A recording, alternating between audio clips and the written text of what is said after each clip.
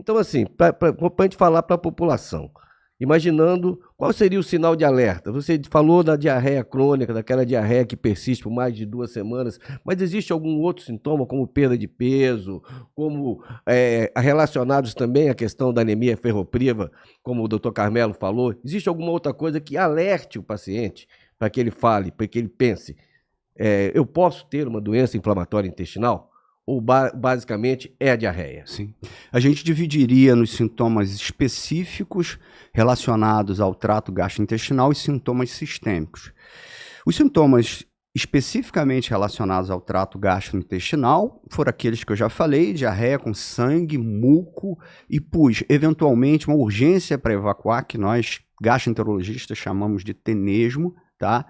E em termos de sintomas sistêmicos, febre, eventualmente essas doenças, em torno de 20% dos casos se apresentam com sintomas extraintestinais, como por exemplo, dores articulares ou mesmo inflamação da articulação, manifestações dermatológicas, às vezes manchas na pele, como acontece com o eritema nodoso, alterações oftalmológicas e hepatobiliares. Então, eu diria que são doenças sistêmicas que, do ponto de vista da população não médica, não da área de saúde, o que chama a atenção são as manifestações digestivas, mas que muitas vezes elas não estão presentes. Eu já tive pacientes com quadro de artrite, uma artrite soronegativa, que carecia aí de exames laboratoriais que apontavam para determinada doença reumatológica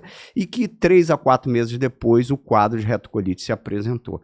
Então é uma exteriorização extremamente ampla, mas para o telespectador eu diria que elas se apresentarão com diarreia, com muco, pus e sangue, uma diarreia crônica, diferente dessa diarreia aguda, com fezes geralmente aquosas, né? Para que a gente tente caracterizar melhor. Existe uma prevalência com relação a sexo e raça? Sim. Essas doenças, elas são mais frequentes em determinadas etnias. Elas são menos frequentes no afrodescendentes e mais frequentes principalmente em etnias nos judeus, por exemplo. São doenças onde tem uma prevalência maior. Então, obviamente que o Brasil, em função da miscigenação e por ter sido um país com uma tradição onde há uma grande mistura da etnia afro, que nós não somos considerados um país de alta prevalência dessas doenças. Mas isso tem mudado, como eu te falei.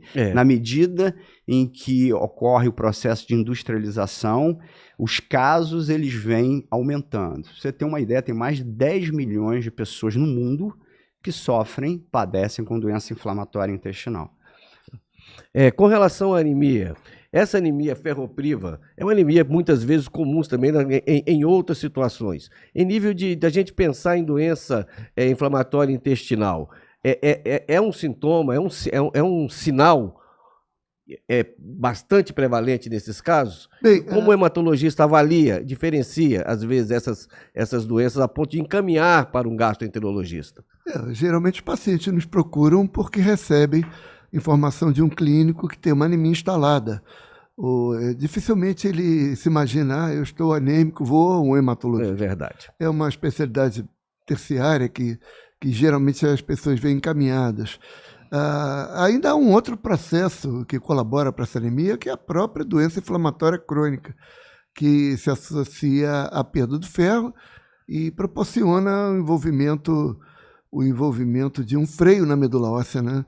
Deixando o paciente mais anêmico. Quando não temos algo paralelo, às vezes autoimune, tipo hipotiroidismo, ou então envolvimento renal, você vê as escórias, ureia, creatina elevadas, associada ao fenômeno. É isso, o nosso trabalho é sempre de uma investigação. Né, da etiologia. A anemia ferropriva é um dos principais episódios que você vai ver, mas há também a doença inflamatória que não pode ser esquecida. Né? Isso aí.